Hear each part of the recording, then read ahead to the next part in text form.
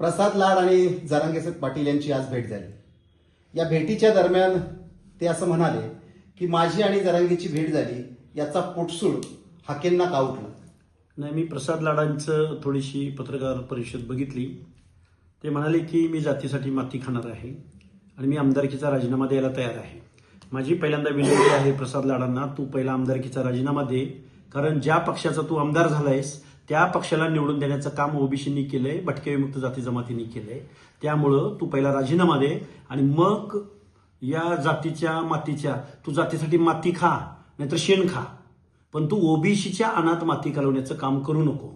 मुळात तुझी कोणती हैसियत आहे, तुझं कुठलं ज्ञान आहे, तू कुठल्या आयोगाचा सदस्य आहेस किंवा तुला काय सोशल जस्टिस कळतो किंवा संविधान कळतं? तू एक हॉटेल चालवणारा माणूस, कमिशन एजंट, आणि तू जरांगेला जाऊन त्या समाजाला न्याय द्यायचा प्रयत्न करतो।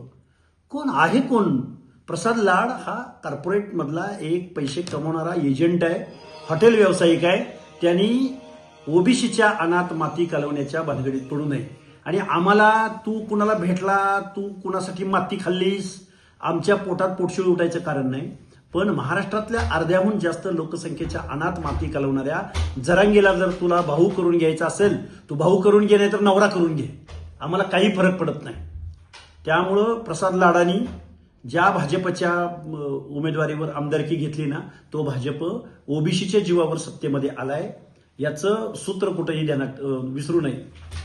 आज तुमचा बुलढाणा दौरा होतोय, काय? नाही, आम्ही जातनिहाय जनगणना झाली पाहिजे, ओबीसींना न्याय भेटला पाहिजे, सामाजिक न्याय, ओबीसींचं आरक्षण गेलंय, ओबीसीमध्ये जनजागृती निर्माण झाली पाहिजे आणि ओबीसींच्या वेगवेगळ्या जात समूहामध्ये एकीची वज्रमूळ झालीच पाहिजे। यासाठी आम्ही 100 सभांची घोषणा केलेली आहे आणि त्या घोषणांचा एक भाग म्हणून देऊळगाव राजामध्ये 2-3 सभा आणि सिंदखेड राजामध्ये 2-3 सभा, अशा आम्ही मातृतीर्थ मा जिजाऊंच्या जन्मभूमीमध्ये या सभा घेत आहोत आणि ओबीसी बांधवांशी संवाद साधत आहोत। मनोज जरांगे पाटील यांचं आंदोलन सुरू होते आहे, काय प्रतिक्रिया आहे? मनोज जरांगेंनी आंदोलन करावं, महिन्याला उपोषण करावं, वारी एकादशी प्रमाणे।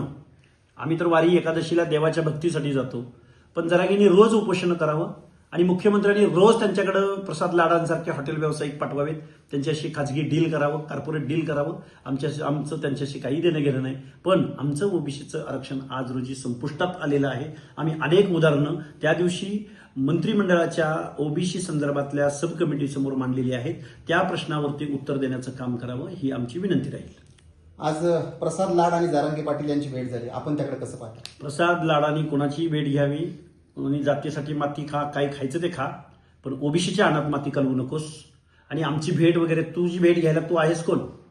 तेव्हा आम्ही ठरवू तुझी भेट घ्यायची का नाही घ्यायची। आणि तू 1 लाख मराठी तरुणांना रोजगार दिल्याचा तू दावा केलायस, तुला एखादा आंतरराष्ट्रीय दर्जाचा पुरस्कार देण्यासाठी आम्ही महाराष्ट्राच्या मुख्यमंत्र्यांना आणि देशाच्या पंतप्रधानानं युनोकडे शिफारस करावी, असं मी लाडांचं कौतुक व्हावं, त्यांचा सत्कार व्हावा अशी विनंती सरकारला करेन। या भेटी दरम्यान प्रसाद लाड असं म्हणाले की जर जरांगेच्या मागण्या मान्य झाल्या नाही तर मी समाजासाठी राजीनामा देईन। तू अगोदर राजीनामा दे, आंदोलनात उतर, आणि जरांगेची मागणी मान्य झाल्यानंतर ओबीसी कसा उद्ध्वस्त होणार आहे, झालाय, हे एकदा तुझी तेवढी कुवत आहे की नाही माहिती नाही, हे एकदा जाणून घ्यायचा प्रयत्न कर।